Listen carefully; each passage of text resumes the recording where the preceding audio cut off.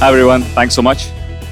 Very excited, to be doing this, Anil, the launching this podcast, which we're putting together as the Voice and Audio Council of MMA, in collaboration, of course, with IBM, who's producing this for us. But more excited to do this with you as a live episode, because I know you're extremely passionate about the medium and about voice and about experimenting and pushing the envelope in general. So wanted to probably start with asking you, when it comes to voice and audio as a playground for brands, how excited are you? How do you feel about the whole thing? So before I begin, happy to be here. Obviously a bit curious to see how a live podcast works, because I need to almost imagine that there isn't an audience, right? So very happy to be here. To your question, Karthik, from a perspective of Mondelez and from a practitioner perspective, we go where the consumer is. And when we look at data and we see what the consumer is doing, we are seeing two things. One is audio as a medium picking up. We've always seen audio as a medium being very active through radio and FM. But in the post-digital avatar and post-COVID, we are seeing a spurt of activity on audio and people getting more and more comfortable listening to audio.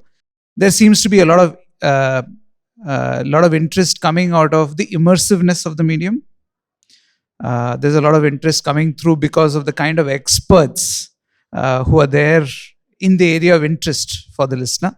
And there seems to be a fair amount of now followership, depending on what are your what your interest area is. And there seems to be a feeling that the medium is possibly providing a fair amount of expert context and knowledge as well.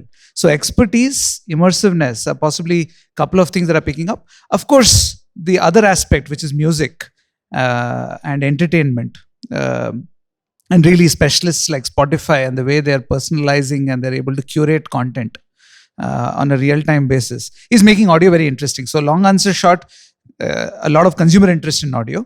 Equally, as consumers are getting more and more comfortable in digital, voice enabling engagement and voice enabling usage of digital platforms is also equally exploding. So I think on both these sides, what interests us as marketers is the fact that consumers are going there. And what makes me interested as a marketer is the fact that there's lots to experiment out there as well. So those are the two reasons why this seems an interesting area to experiment with. Yeah.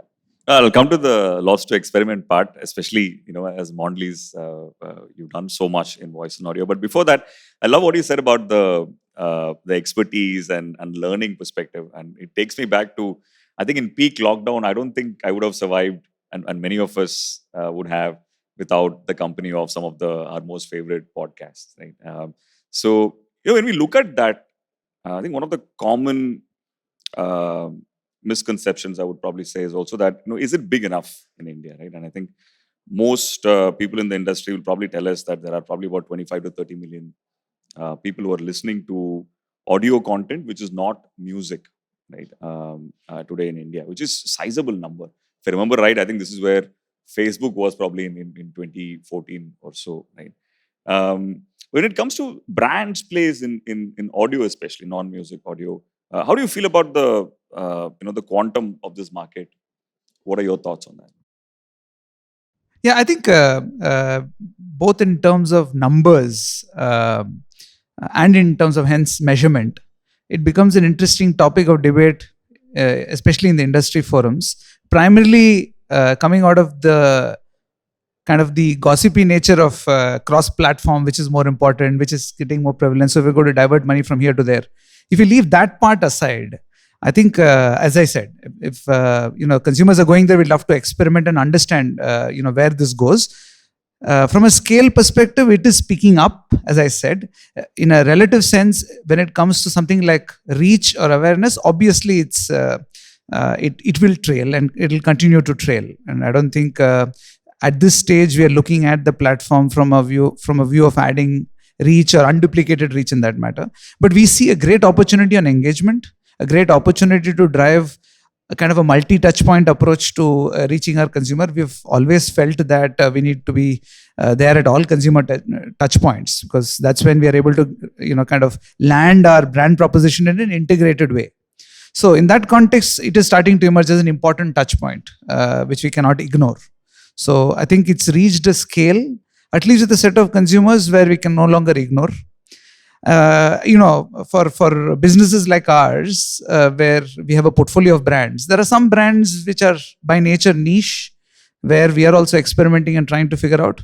And it is not insignificant in the context of niche brands, and of course in the context of the entire startup ecosystem and digital first brands and kind of insurgent brands, definitely meaningful in that sense. So my advocacy, and as I tell my teams as well, to say, look beyond just the numbers and evaluate the medium for what it can do for you, beyond just pure play reach. I think in the previous session, I saw an interesting comment made by Dipta Kirti. He was talking about how over a period of time, in the way, especially the post-digital world, the consumers want things to be less intrusive, right? So I think in the journey of making ourselves less intrusive, we'd have to see how do we use our mediums in an intelligent way to drive engagement. So I think that's the interesting part for us to take away as marketing practitioners. Right. You spoke earlier about experimenting with the medium, right? Going beyond engagement. I feel one of the places that voice and audio sort of lends itself very, very well is personalizing this engagement, right? And I think of all the campaigns Mondelez has done, one of my most favorites is is the secret message in a playlist that you did for Silk, right? How far would you go for love? And basically customizing the music experience for the person who's sending it and also for the person who's listening to it, right? Campaigns like that, how do you feel about the personalization angle of it and the kind of engagement you're able to, in a way, bring the brand experience to life? What are your thoughts on that? Yeah, I think from a consumer standpoint, just the seamlessness of personalization that something like a Spotify is able to offer, or to that matter, most of the new audio platforms are able to offer, makes it really interesting, right? It makes the feed feel as if the platform knows me so well, knows my mood so well at this point in time, that they're able to predict what I'd like to listen to.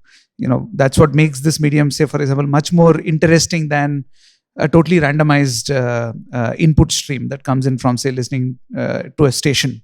So I think to me, that personalization is quite important. As a broad level, from a consumer standpoint, across mediums, you're seeing personalization becoming very, very important. And hence, as marketers, the end state is me sending a personalized ad to Karthik in the evening when he wants to eat dark chocolate, right? I mean, that's what we'd like to get to.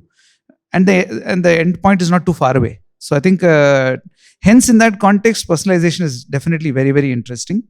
And because we are chasing it as a strategy from a marketing and a media standpoint, and of course, Wavemaker and Ogilvy, as part of our agency ecosystem, are partners here. We obviously take signals in, right, to understand where is the personalization happening and at what context, and how can we bring in the brand idea there. So, that's where Silk came from. So Silk A is a brand that is naturally has been associating with music over a while. It has a strong, distinctive audio asset in its jingle. So we've been always wanting to think of music as a genre or a platform or a interest area that we want to own for our consumers. In Valentine's Day, we realized that it's the wish of every Valentine to be gifted something that is personalized from his or her partner. So again, that's kind of the core consumer insight. And then here comes Spotify saying, you know what, we can give you something which is a personalized playlist. So I think that is one perspective. And the brand idea was all about secret messages. I think one of the cuteness of Valentine is the fact that you're able to express it in a secret way. That's kind of made popular in the movies as well, but in real life as well, right? A secret message has the cuteness of it, which made the whole secret message idea, this Valentine, go quite viral. And the way we were able to leverage that idea and take it into multiple platforms. I think when the idea travels through multiple platforms, from a Spotify playlist to a personalized outdoor to a video message, then we and to a pack, then it all comes together in a very integrated way. And that's where the message became, I mean, the idea became very popular. We had more than 1 million pack scans just in a matter of a few days, which then kind of reinforces the power of personalization and the opportunity that audio provides, because personalization is becoming such an important element of an experience in audio. Yeah. I think, if you were to like look around us, there'll probably be like 100 brands today which would want to stand for music, and but very few brands would be able to actually bring out that as a product experience, as a brand experience, as a content experience, etc. Which is why I love that campaign. And I think it's also important, since you spoke about experimenting with this medium, to play around and bring that to life and probably learn from that as well. And for me, the brand that I probably love most from what it stands for and how it has built itself over the last 3 years or so is Five Star, with the variety of things you've done. And one of the most exciting thing was the Do Nothing campaign that you did with Google Assistant, isn't it? Tell us about how that sort of came to life and what were your sort of learnings from that. So again, I think as we and this is kind of a broader theme beyond just voice and audio, and it comes to the way we try and curate our ecosystem. Is if you have a strong brand idea, and then bring in all our partners into the room to say, where do we take this idea? What do you think? And clearly this whole attitude of do nothing, which is something which is very interesting for the Gen Z, and all the consumer work we are doing is a very interesting tension point between the pressure to do a lot of things and brand says do nothing for a while. We clearly felt that it's quirky, and we said, how do we kind of build the quirkiness? Because on advertising it gets very difficult to build that quirkiness. You can't experience the quirkiness. So when we were bouncing these ideas, of course, Google came and said, you know what, there's Google Assistant, and that's voice, and we have not tried integrating a brand into it before, but we are happy to offer you. And I think Ogilvy and Wavemaker and Google came together, and as we were brainstorming, I think it was a very interesting idea to say, what if there was a do nothing version of Google Assistant, and how may it respond to a question differently from what a typical response would be. And that's what we felt, that it was a very quirky idea, and for something that's not been done before. Google has not, and Google Voice has not customized and worked for a brand filter ever before. We said, let's try. It took a lot of time, took almost 6 months. The team persisted, and I think what you got is again a great manifestation of when you have a strong idea and you want to build engagement around it. And I hence go back to the point that once you think about building an engagement around a strong brand idea, then some of these mediums offer you an opportunity to engage in a seamless manner, which the consumer also finds it interesting, because this is the way they use the medium anyway. So it's not intrusive. It's not that I put on Google Assistant and I get an ad of 5 star. So this is something which is quirky enough for me to take notice of the brand and also engage with it. So that's what made it very interesting. No, I think one of probably the most difficult arts in marketing is to, like you said, bring quirky to life, right? I don't think any brand has done it better than Five Star. Talking of the challenges that voice and audio sort of solves for, right? Especially marketing challenges. I think one of them is also, we spoke about personalization. Another is also to, in a country like India, especially, right? When different consumers, the diversity in our consumers are so it's so colorful. For us to bring this experience to life in different parts of the world differently, especially through experiences, is very important. And I'm reminded of what Fuse did from a programmatic campaign, whereas depending on the region or the kind of music the person listens to or the language that the person is comfortable with, bringing the same branded communication to life differently, right?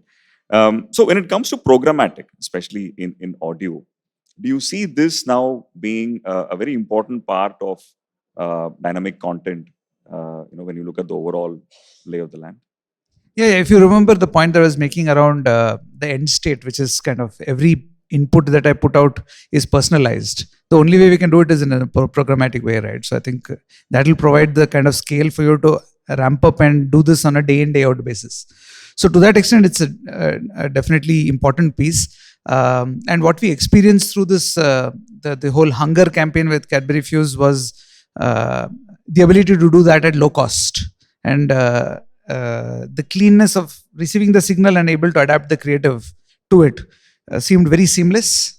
Again, I think so less intrusive, low cost, and very effective because the consumer is listening in that language, in that context. The message also comes in that context. It just makes it much more powerful. So we saw a very strong improvement in both the core kind of consideration measures, but also in terms of effectiveness of the piece of creative. So I think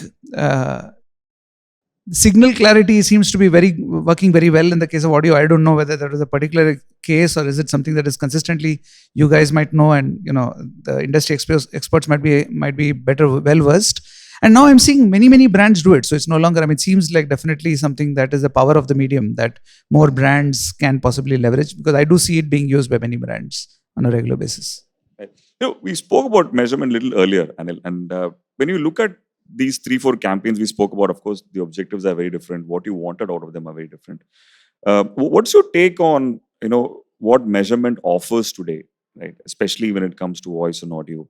And what's your larger philosophy towards how one should, and I'm sure this question is there in many people's mind, how one should measure the efficacy or the success of campaigns like these?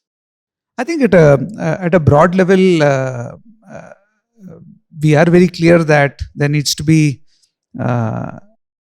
last mile attribution, and everything that we do should not be an end in itself, but leads to a business objective at the end. And to that extent, and I'm sure quite a few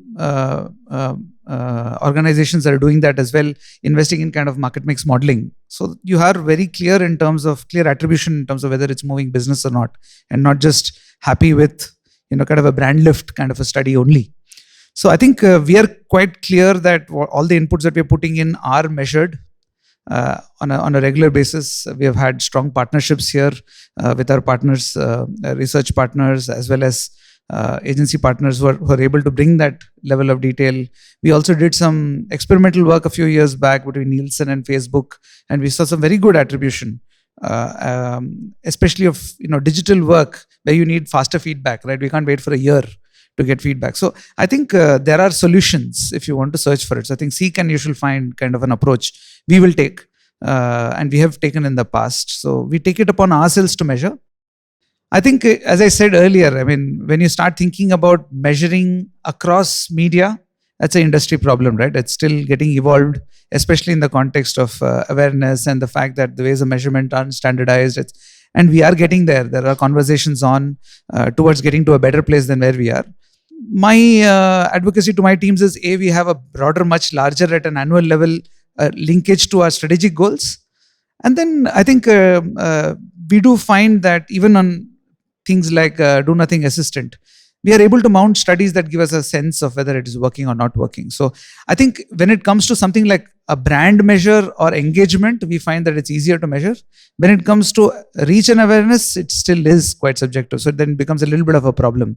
But then we rely on our agency partners there. We take their wisdom, take their judgment in some of these.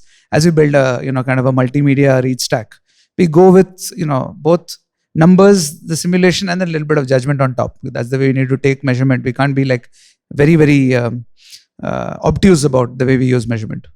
Now, in closing, I don't know if you sent a playlist during Valentine's Day to anyone with a secret message, but I know you're a big connoisseur of audio content.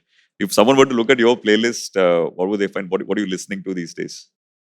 I think, as I said, from a Spotify is definitely it, and my daughter isn't old enough to have her own account, so the challenge I have is to ensure the trouble is that I get my daughter's feed, which I don't like. So I need to. We then finally eventually agreed that we have to separate our accounts. So there is an interesting anecdote there. So my daughter is much more hooked on than I am. but definitely Spotify is a very important part. But I think, as I said, I think podcasts are emerging as a big source of perspective for us as well, and there are enough and more areas from a business perspective, from a socioeconomic perspective, from a socio-cultural perspective, quite a few. So the ones like Pivot, Seen and the Unseen, Revisionist History, a few examples of consumer behavior, what's emerging on the tech side, which will be on my playlist. I'm sure you'll add Vaux podcast to that list as well very soon. Absolutely. But I understand the challenge you're facing. In fact, the end of the year wrap for Spotify, I have a 5-year-old at home. So one of the things that Spotify told me was you're the only person who listened to Blackstrat Blues after Frozen. Again, that user behavior is not seen anywhere else. So yeah. Absolutely. But Anil, thank you so much. I couldn't have asked for a better guest to sort of kickstart the Vaux podcast. Thank you for sharing your experiences with us. Thank you, Karthik. Thank you for having me. I don't know whether the audience fell asleep listening to the podcast because it was a curious experience, but it'll be good to get feedback. But it was nice interacting. Thank you. Thank you. And you guys can, I think formally the podcast launches on the 25th of May. Stay tuned and I'm sure you'll enjoy this series. Thank you so much.